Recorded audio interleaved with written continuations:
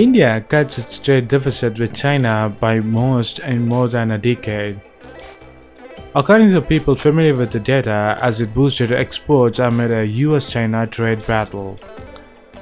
The South Asian nation's exports to China jumped 31% year-on-year to $17 billion in the financial year ended March 31.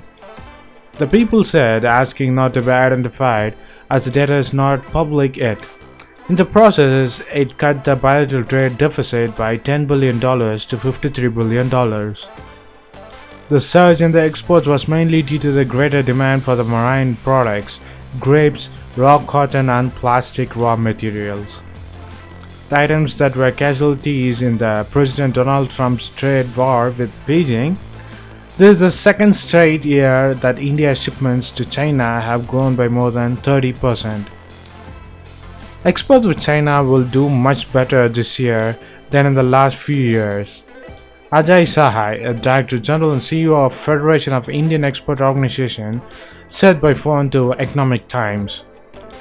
China has agreed to give increased market access as it sees India filling in the gap left by the US. New Delhi has also used the opportunity to push for the greater cooperation with China on the trade, using talks for a Beijing-backed 16-nation Regional Comprehensive Economic Partnership, or the RCEP, as a lever. Last year, India owned the market access for sugar, rice, pharma, grapes, fish meal, fish oil, rapeseed meal, and tobacco. It is now working to export the soybean meal, pomegranates, banana, pineapple, okra, and corn, among other items. The results have been encouraging. Exports of marine products to China witnessed a 346% jump in April-February period. The grapes by 200%, raw cotton by 226%, and the plastic raw material from 134%. The falling imports from China also helped shrink the trade gap. India's purchase from its largest commercial partner declined to $70 billion last fiscal year, from $76 billion in the previous year, said some unidentified people to Economic Times who are related to these details. So what do you think of India cutting out its trade deficit with China by $10 billion?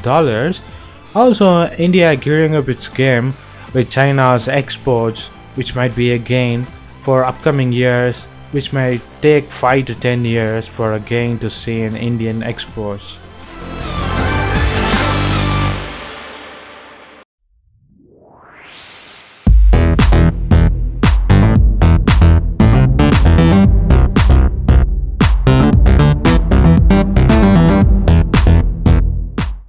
On businesses matter, the governments think wrong and do wrong frequently.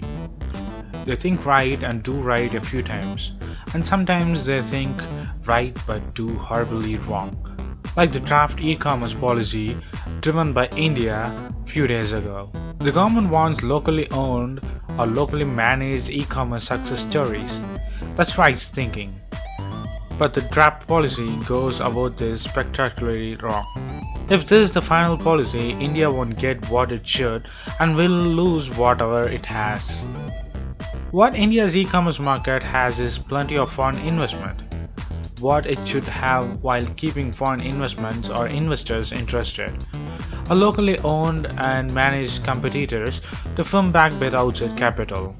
Given this, the draft is really smart on only one count: the suggestion that the startups can issue shares with differential voting rights. The aim is to provide Indian founders of a successful online venture more control over companies they have built, even if the foreign investors have put in the most of the capital. So a share owned by a founder will carry more weight than, say, a share owned by a Chinese venture capital firm. Shareholding structures that restrict voting rights of foreign investors are not unusual.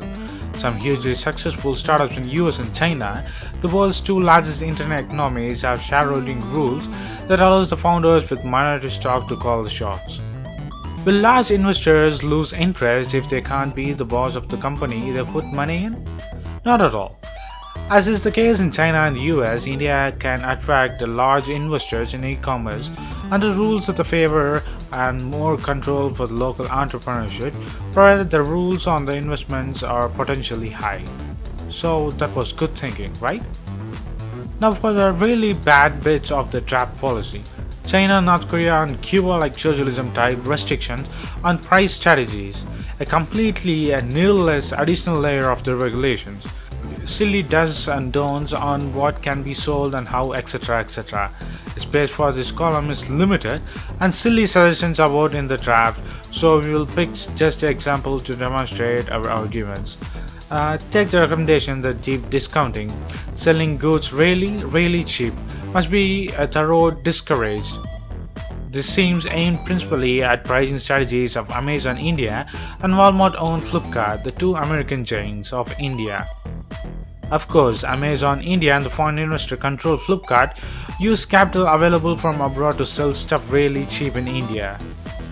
And of course, that's one of the big reasons they control nearly 3/4 of India's online market. But even locally backed and locally managed online shops would want to do the same thing. Deep discounting is an universal e-commerce strategy. It's employed to win customers' loyalty more in countries and many markets where online commerce is still a small part of the overall retail in India and larger countries. India's online retail is just 3% of the total retail sales with the brick and mortars or the shops which we call. Therefore, a policy that targets discounting will actually harm future local entrepreneurship, investors and FDI, and also India will lose whatever it has, and India might go between 50 to 60 years when British was ruling. People who made this recommendation forgot basic economies, which is the government intervention in pricing, especially in the consumer market pricing, always end up disastrously. The local startups won't flourish if they, as well as Flipkart and Amazon, can't sell products. A smarter way to level the playing field against the deep-pocketed foreign investors who can afford deep discounting is to have a policy that allows the firm to offer steep price cuts only when all or most of their capital is locally sourced. This will truly discourage the capital dumping from abroad without ridiculous interference in firm pricing strategies. These are just suggestions from economic experts and us. They are free to offer a deep discount, but the capital deployed in Amazon India or the Flipkart must be raised locally. They will compete with the local firms for capital, and they may actually attract more investor interest, but that's wholly fair. Amazon or Walmart won't like it, but they will have to balance their laws of capital dumping option against giving up on one of the world's most exciting and existing online marketplaces of India. That's smart policy making, but if the policy comes to life, Amazon Flipkart may rule out of India within 3 to 5 years with great loss, and there won't be any FDI as of selling now. That FDI or the foreign investments won't be flourishing or coming into India or won't be going out of India anytime soon. And to the final note, there are many shoppers and even many grocery shoppers have websites and e-commerce where they delivery from their own hometown to other states and other districts. So do they come in this draft or they don't?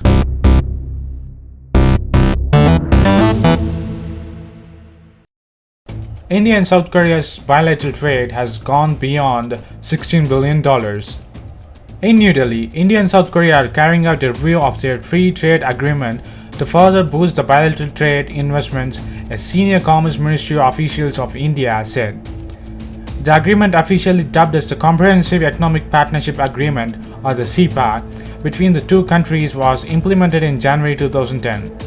Both the sides have constituted subgroups on the issues such as goods, services, investments and rules of origin. Reviews on to see how we can improve the utilization of this pact. The discussions are underway, the officials said, and also they added, we are also looking at how to trade between the countries have behaved since the implementations. Exporters body FAEO, the Federation of Indian Export Organization, said that there is a huge scope of increasing trade and investment with South Korea.